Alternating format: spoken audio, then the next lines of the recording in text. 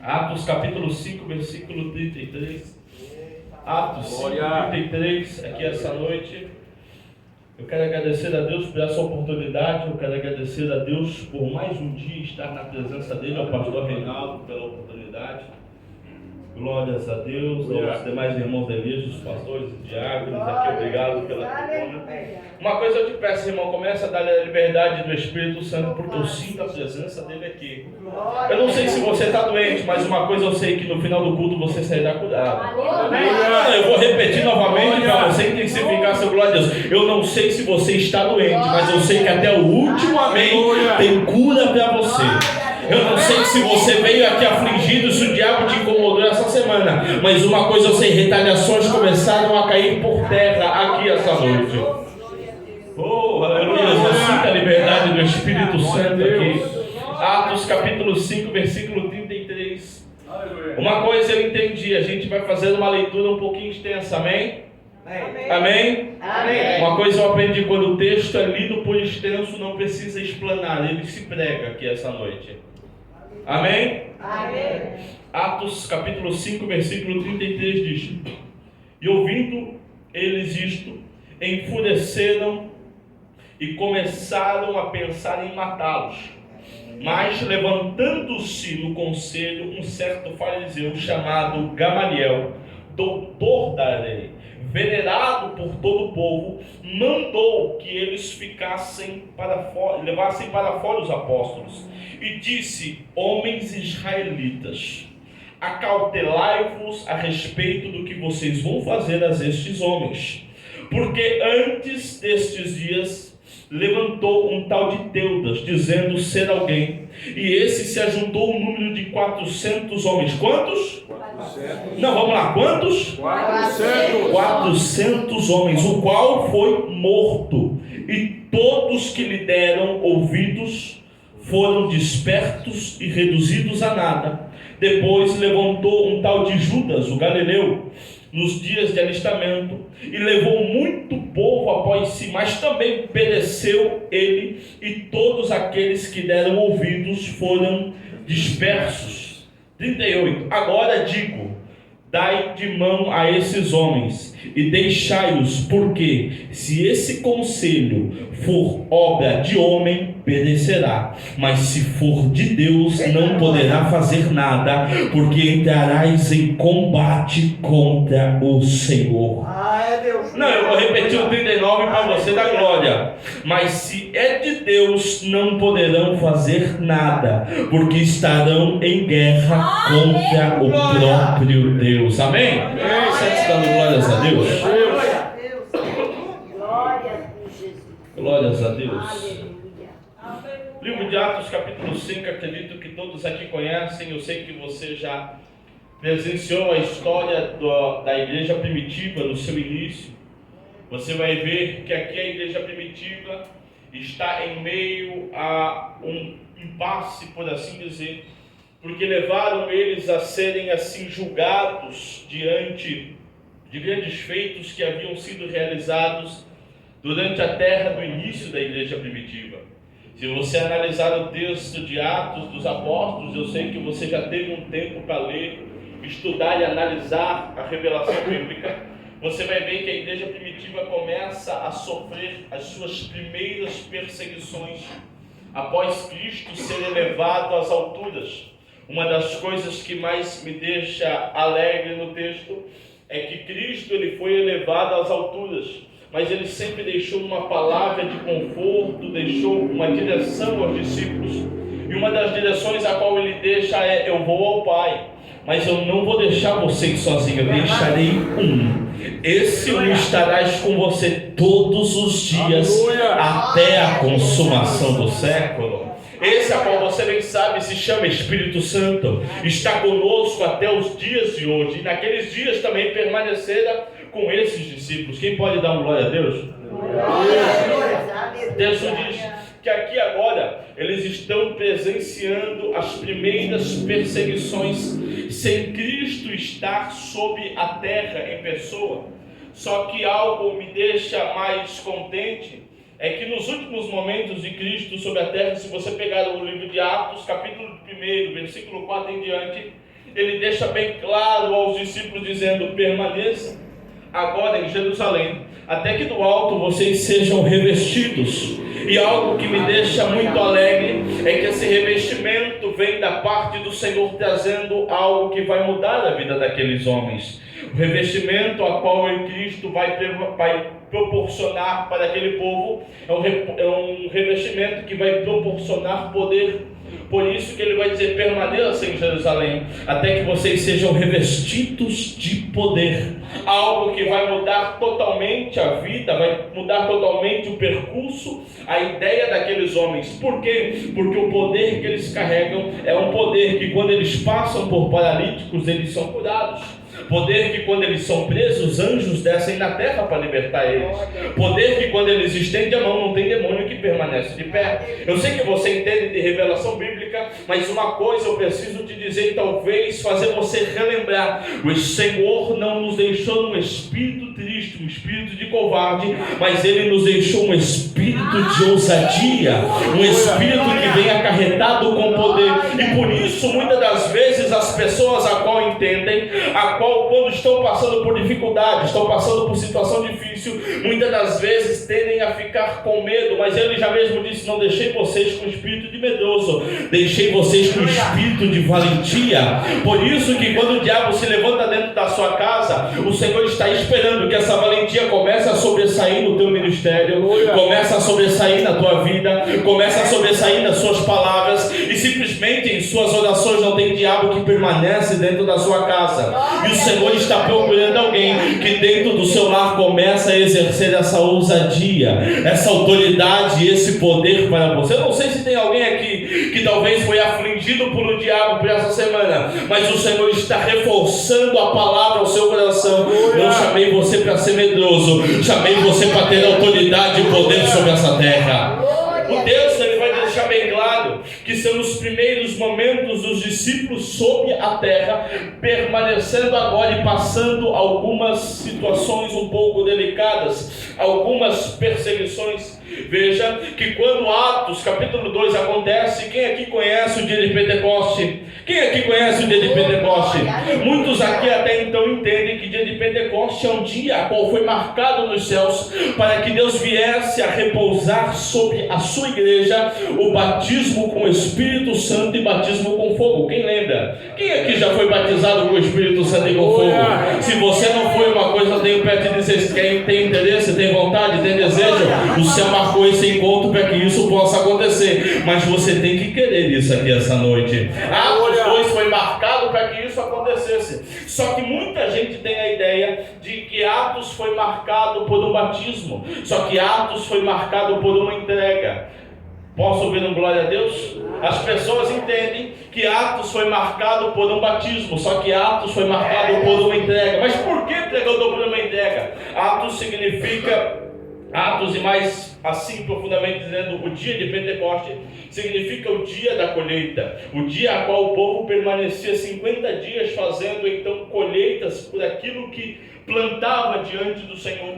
Em 49 dias a colheita era feita. Eu quero conjecturar para você da glória, não ficar olhando para mim, mas simplesmente dar glória a Jesus. O texto ele vai dizer que nesses 49 dias, quando o irmão aqui plantava no terreno dele, eu saía da minha casa, me disponibilizava e lá e dizer: irmão, eu vou te ajudar na tua colheita. E quando passava-se a colheita dele, ele saía da casa dele, vinha na minha casa e dizia: eu vim te ajudar na colheita que tu fez. E por 49 dias isso acontecia. Quando chegava o dia que completava 50 dias, aquilo que eu colhi, aquilo que ele colheu, é levado até o altar e depositado em oferta no altar. Quando é colocado e depositado em oferta, o texto diz: e concluindo o dia de Pentecoste, começou a se escutar um barulho totalmente diferente. Os céus começaram a ser agitados, o vento começou a soprar, e naquela entrega o batismo começou a acontecer. Então uma coisa eu preciso te dizer: Pentecoste não está atrelado àquilo que eu recebo diante do Senhor.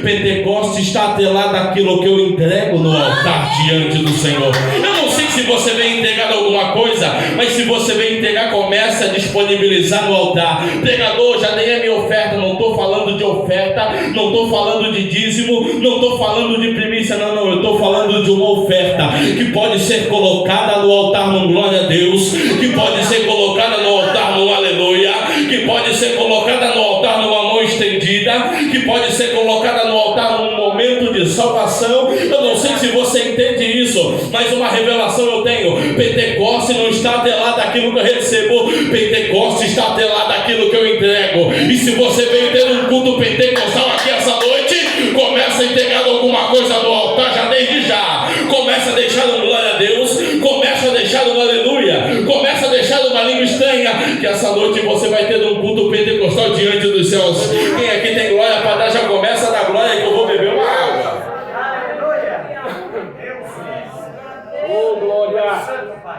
O texto ele vai dizer que o dia de Pentecoste agora ele é colocado diante daquele povo. O povo ele é cheio do poder, cheio de autoridade. Pedro se levanta, Pedro começa a pregar. E quem não conhece as pregações de Pedro, a qual 3.000 almas se rendem, 5.000 almas vão ouvir, vão também se render.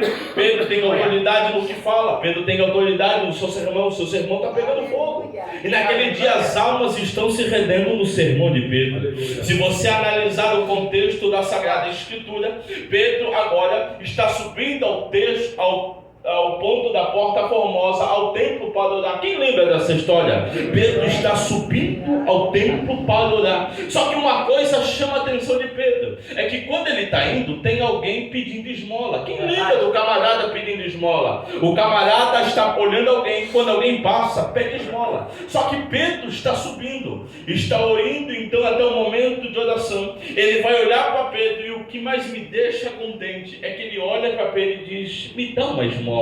Sabe o que aquele dia aquele homem recebe?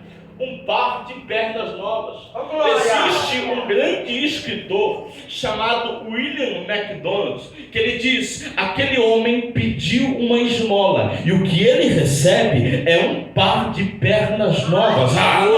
Eu sei que você deu glória, eu quero que você intensifique o seu glória a Deus.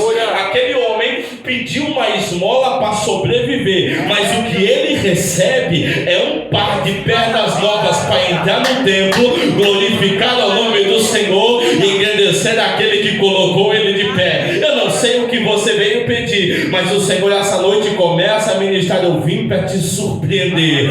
Aquilo que você está pedindo, eu tenho além disso para te dar, para que você entre no templo, glorifique o meu nome, engrandeça meu nome.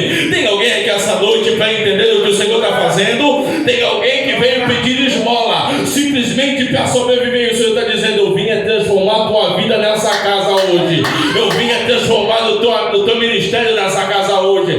Pregador, tu não sabe como está minha vida, não sabe como está minha família, eu talvez não sei como que está a tua casa, mas de uma coisa eu sei: Jesus não mudou, Ele ainda continua realizando milagre, Ele ainda continua salvando vida e transformando essas vidas. Cadê você que ainda foi impactado pela presença do Senhor e já não consegue mais sair da presença dEle? Essa noite Ele está aqui para fazer coisas extraordinárias. Prepara o teu coração. Aleluia. Essa noite.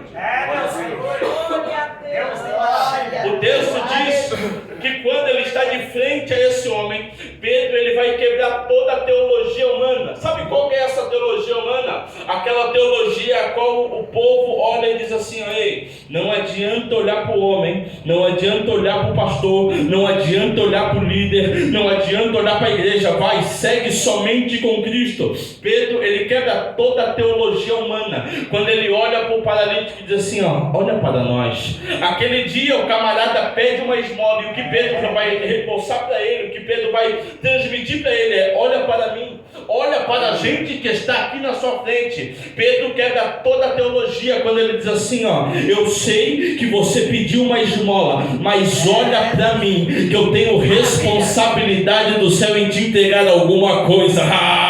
Eu não sei se você entende isso, mas Pedro quebra toda a teologia dizendo assim, ó, olha para mim. Paulo, ele vai quebrar essa teologia em Gálatas, quando ele diz assim, ó, eu trago no meu corpo uma marca, e essa marca não é de mim, essa marca não é de um carcereiro, essa marca não foi de um chicote que o romano me bateu, não, eu trago no meu corpo as marcas de um Cristo. Quer conhecer o Cristo que eu sirvo? Olha para mim e vê as marcas que estão no meu corpo. Paulo está quebrando a teologia humana, dizendo assim, Paulo está quebrando a teologia humana, quando muitos dizem, não olha para o pastor, mas Paulo está dizendo, quer conhecer Cristo? Olha para mim. Quer conhecer o Deus que eu sirvo? Olha o que eu faço. Quer conhecer o Deus que eu estou vivenciando, experimentando coisas sobrenaturais?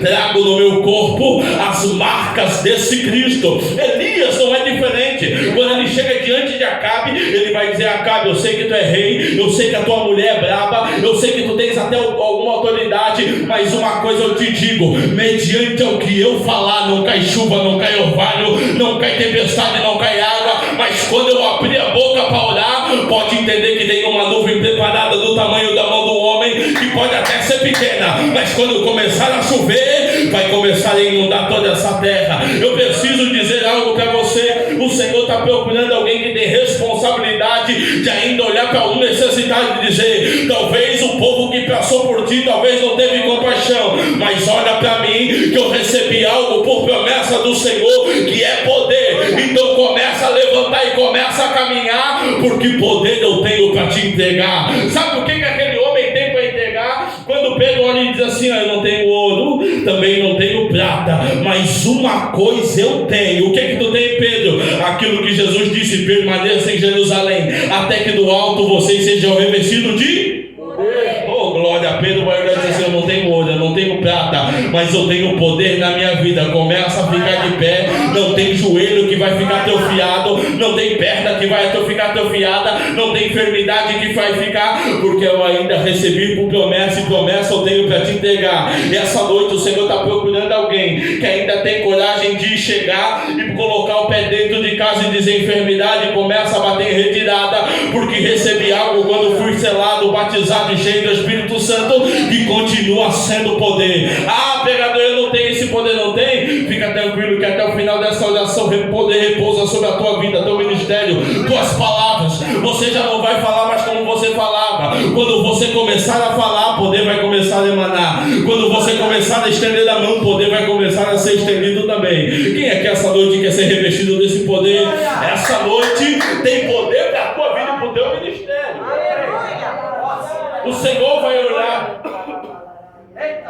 O texto ele vai dizer que Pedro tem alguma coisa para entregar, e o que Pedro tem para entregar, o dinheiro não compra. O que Pedro tem para entregar, a riqueza talvez não tenha o mesmo apreço.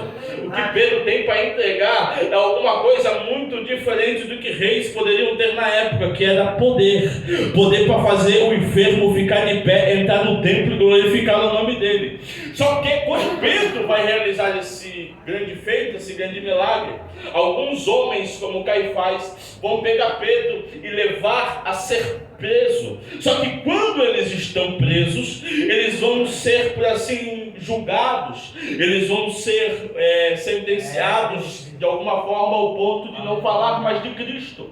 Se você analisar o decorrer do texto, eles vão ameaçar Pedro e quem estava com ele, ao ponto de dizer, vocês não podem mais pregar sobre essa doutrina, vocês não podem colocar para cima de nós um sangue que não está nas nossas mãos. E Pedro, com toda a autoridade, ele vai olhar e vai dizer, olha, como não podemos falar de um homem que presenciamos ele cuidar de enfermos? Como que a gente não pode falar de um Jesus que quando a gente viu lá em Betânia, ele olhar para Lázaro que estava 4 dias morto, ele olhar e dizer, Lázaro, vem para fora, e não teve morte que fez Lázaro permanecer no sepulcro. Lázaro teve que ouvir a morte, teve que se render, e ele teve que ir para fora. Como não podemos falar do Cristo que vivenciamos ele falar, ele fazer, ele realizar? Não podemos fazer tal feito. Só que o texto ele vai deixar bem claro que quando eles voltam para casa, a primeira atitude de Pedro é dobrar os joelhos e começar a orar. Sabe o que mais me deixa contente? Eu não sei se você já leu esse texto, mas a Bíblia diz que a oração de Pedro é mais ou menos assim: Senhor, olha as ameaças que eles estão fazendo para o Senhor, agora enche-nos com autoridade, enche-nos com intrepidez para pregar a sua palavra. Veja que quem foi preso foi Pedro, quem foi sentenciado foi preso, e na oração ele está dizendo: Senhor, olha o que eles estão fazendo para o Senhor e não para mim. Senhor, eu fui preso, mas eu estou preocupado ainda com o Senhor. Veja que na oração de Pedro ele não está pedindo que ele ganhasse livramento. Analisa o texto. Pedro, ele não está pedindo que ele ganhasse alguma folga daquilo que eles estão passando. A oração de Pedro é: Senhor, olha o que eles estão fazendo para o Senhor, mas nos coloca autoridade. Senhor, nos coloca poder para que quando a gente fale, alguma coisa aconteça. Ei, Pedro, ele não está orando dizendo: Senhor, me dá livramento. Ele não está orando dizendo: Senhor, me livra, Senhor, me tira da cova, Senhor, me tira da mão do meu inimigo. Não. Pedro, ele não está orando para que seja livrado de alguma coisa. Pedro, ele está orando que ele tenha coragem para enfrentar o que está acontecendo. Oh, aleluia! Eu não sei se você entende de revelação, mas quando eu estava lendo esse texto, eu entendi que Pedro, ele não está fugindo da missão que lhe foi dada. Ele está dizendo: Senhor, pode me levar a ser julgado, pode me bater, pode me levar a ser chicoteado, mas uma coisa eu te peço: me dá mais autoridade para que quando eu fale, alguém comece a se converter. E enquanto tem muitos dizendo: Senhor, me livra desse gigante, Senhor, me livra dessa cova, Senhor, me livra desse leão, mas tem alguém dizendo: se for para descer nesse vale, eu enfrento esse gigante, mas dele eu não fujo. O Senhor está procurando alguém que não está fugindo de batalhas. O Senhor está procurando alguém que, mesmo sendo batalhas grandes, mas tem coragem para entrar no campo e entender que o Deus que ele serve nunca perdeu uma batalha para o diabo, nunca perdeu um confronto para Satanás, nunca perdeu uma discussão com o inimigo das nossas almas. E não vai ser a tua vida, o teu ministério, o teu chamado, não vai ser a tua peleja que Deus vai perder. Enquanto tem muitos fugindo de batalha, o Pedro está dizendo: Senhor, não quero livramento, quero intrepidez para ainda pregar. Enquanto tem muitos fugindo, o Pedro está dizendo: Senhor, não quero fugir da cova, me coloca lá porque eu sei que o leão vai ter que jejuar quando eu entrar. Enquanto tem muitos dizendo: eu vou morrer, eu vou fraquejar, eu vou tropeçar, tem alguém chamado Daniel que está dizendo: Senhor, eu sei, eu confio em ti, Senhor, esse leão não vai me devorar, mas o Senhor vai fazer ele de travesseiro para mim essa noite. Enquanto tem muitos dizendo: não me lança na fornalha, tem um Sadraque, um Mesaque, um Abednego dizendo: eu entro no fogo e eu sei que o fogo não me queima. Enquanto tem muitos dizendo: Senhor, vou me vender, vou me levar como escravo, tem um José dizendo: eu vou para a cova, eu vou ser vendido, mas eu sei que tem ainda cargo de governador dentro do Egito para aqueles que não fogem. Quem consegue entender essa revelação? O Senhor está procurando alguém que não foge, o Senhor está procurando alguém que não se entristece. Pregador, se o Senhor soubesse como está minha casa, se o Senhor soubesse como está minha vida, o Senhor entenderia por que eu estou triste. Se você conhecesse o Deus que você serve, você não temia a prova que você passa. Se você conhecesse o Deus que você serve, você não temia a prova que está te incomodando, mas você confiaria no Deus que você serve. E essa noite o Senhor está te dizendo: eu vou começar a te encher de uma forma que o gigante que te colocava medo vai começar a recuar diante da tua presença. Eu não sei se você entende isso, mas estenda a mão que eu quero entregar uma revelação da palavra do Senhor. Enquanto tem muitos fugindo, hoje o Senhor te convidou a estar nessa reunião para começar a te encher com autoridade. Não se assuste quando a atmosfera pesada começar a se converter diante do teu lar e se tornar em plena paz e santo gozo. Não se assuste quando aquele filho que te incomodava, que fazia você perder as noites acordado, começar a chegar no horário correto em casa, deitar a cabeça no travesseiro e dormir até pela manhã. Sabe o que é isso? É Deus dizendo: estou te dando autoridade, estou te dando força, estou te enchendo para que esse demônio não te perturbe mais. Quem é que acredita nisso? Essa noite tem uma revelação do céu para ti. Não se assuste, mas as coisas vão começar a mudar para a tua vida. As coisas vão começar a mudar para a tua família. Eu vejo demônios caindo por terra dentro do teu lar. Eu vejo demônios caindo por terra dentro do teu lar. E já me revela o Espírito Santo. Cadê a liberdade? Já me revela o Espírito Santo que toda noite você entra no quarto, o quarto é pesado, você fica angustiado tentando dormir e perde o sono. O Senhor está te dizendo: você vai ter uma noite tranquila, você vai dormir em paz, porque essa noite vai começar a reinar o soberano, o grande dentro daquele lá. Quem crê, quem crê, quem crê? Essa noite ele começa a reinar lá no nome de Jesus. Dá glória a Deus, dá glória a Deus. Glória a Deus, aleluia. Maravilha. O texto ele vai dizer agora que Pedro ele vai então tomar a posição. Eu não vou entrar no ato de Deus encher Pedro pela segunda vez, senão a gente fica a noite toda aqui. Irmão, para mim ficar a noite toda eu não tenho tempo. Quem aqui fica comigo a noite toda? Você tem compromisso amanhã. Quem já botou a carne e tem pedaço para amanhã? Botou aqui, ó. Aleluia. É lá que a gente vai, ó. Irmãos, o texto diz que Pedro agora começa a pegar a autoridade diante da igreja. Alguns dos que estão ali acompanham Pedro. E o que mais me deixa contente é que a igreja começa a tomar forma. A igreja começa a crescer, começa a se multiplicar. Até um homem chamado Barnabé vai ver a situação da igreja, vai vender o que tem e começa a depositar nos pés dos apóstolos. Dali para frente, há uma intenção muito grande. A intenção do povo é boa, porque o texto diz que o povo aqui começa a vender tudo que tem e deposita aos pés dos apóstolos. Eles distribuem com necessitados, e o texto afirma que não havia necessitados naquele tempo, porque a igreja começava a se colocar diante do Senhor em amor. Eu sei que talvez poderia ser pregado no texto de dízimo. Antigo Testamento diz 10%, agora no Novo estão dando tudo que eles têm. E tem gente hoje brigando, só que eu não quero entrar nesse assunto, mas é só para você acrescentar no seu entendimento. O texto ele vai dizer que agora os homens estão vendendo tudo que eles têm. Se é terreno, eles vendem. Se é casa, eles vendem. Se é bens, eles estão entregando tudo e colocando aos pés dos apóstolos. Só que tem um homem chamado Ananias e tem uma esposa chamada Safira, que eles vão pegar o que eles têm e vendem também. A intenção é boa até certo ponto. Só que quando eles entregam a Pedro, uma coisa Pedro ele já deixa bem claro a Ananias. Por quê? Que você vai tentar mentir para o Espírito Santo de Deus. Uma coisa me deixa um pouco contente, é que Ananias poderia até se sobressair para cima deles.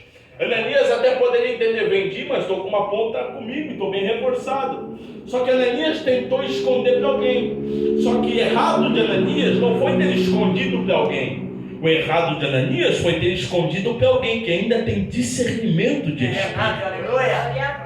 O erro de Ananias não foi ter tentado ludibriar o sistema. O erro de Ananias foi ter tentado mentir para quem tem Espírito Santo na vida.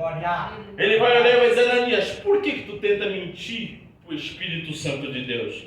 Naquele dia, o texto diz que Ananias cai morto quando a sua esposa chega. A sua esposa vai tentar entrar na mesma onda, mas mentir para quem tem Espírito Santo ainda continua sendo um mau caminho. Uma das coisas que mais me deixou atônito no texto é que na fala de Pedro por que tu está mentindo para o Espírito Santo? Por que tu está fazendo isso com aquele que continua sendo santo? E quando isso acontece, o texto diz que eles vão sucumbir. E um temor entra na igreja. Sabe como esse temor entra na igreja? Com alguém que estava mentindo com o Espírito Santo, para o Espírito Santo. Quando o temor entra, o texto diz que o povo começa a olhar Pedro e Pedro está diferente. Como assim Pedro está diferente? Pedro começa a estender a mão e uma cura começa a acontecer. Pedro começa a dar autoridade e um demônio tem que se sujeitar. O texto diz que não só aquela província, mas as cidades circunvizinhas começam a escutar: olha, Pedro está curando, Pedro está realizando sinais, Pedro está realizando prodígios. O texto diz que o temor entrou por aquilo que aconteceu, mas também o poder começou a ser materializado em cura.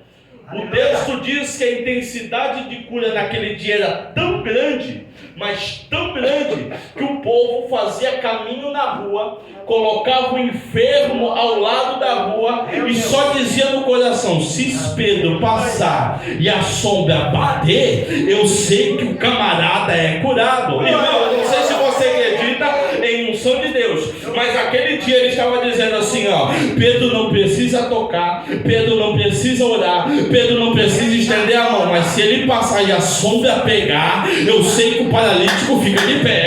Eu não sei se você acredita em unção, mas uma coisa eu entendi: o Senhor usa coisas totalmente extraordinárias. O Senhor usa coisas totalmente além do raciocínio humano. Como que uma sombra pode curar? Como que Davi, quando pega a harpa e começa a dedilhar, faz com que demônios ficam aprisionados simplesmente porque ele toca uma harpa? Como que o cabelo de um homem pode dar força para ele a fazer 1000 homens sucumbirem com a sua força? Não, eu não sei se você entende, mas eu ainda acredito num Deus que usa coisas loucas.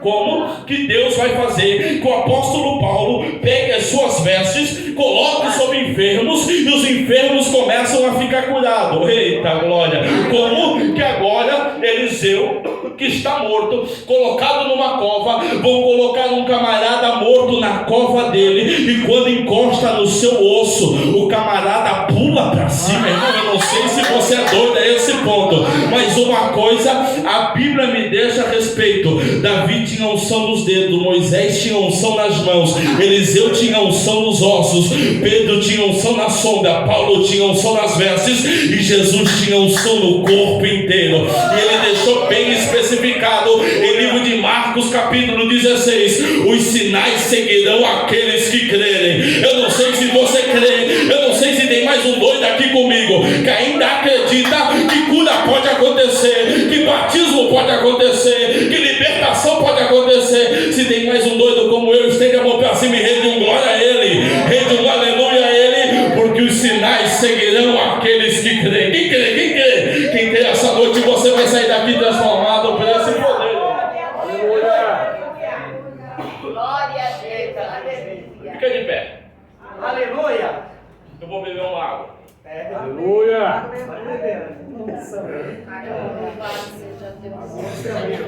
O texto diz que o povo agora está vendo Pedro realizar sinais, prodígios e maravilhas. E vão se levantar alguns homens, sacerdotes, e levam Pedro preso pela segunda vez. Só que quando ele é preso, o texto diz que desce um anjo, tira Pedro da cadeia e diz: vai até o pátio e começa a pregar. Como assim, pregador? Não. Alguém tentou prejudicar o ministério do Pedro. Mas o texto diz que o anjo desceu na cadeia, tirou eles e diz: vai pregar o evangelho. Eu não sei se você crê, mas é para intensificar o glória. Alguém tentou prejudicar o ministério do Pedro, dizendo: vou levar preso, porque preso não pode fazer nada. O anjo desceu na cadeia, libertou o camarada e diz: vai pregar.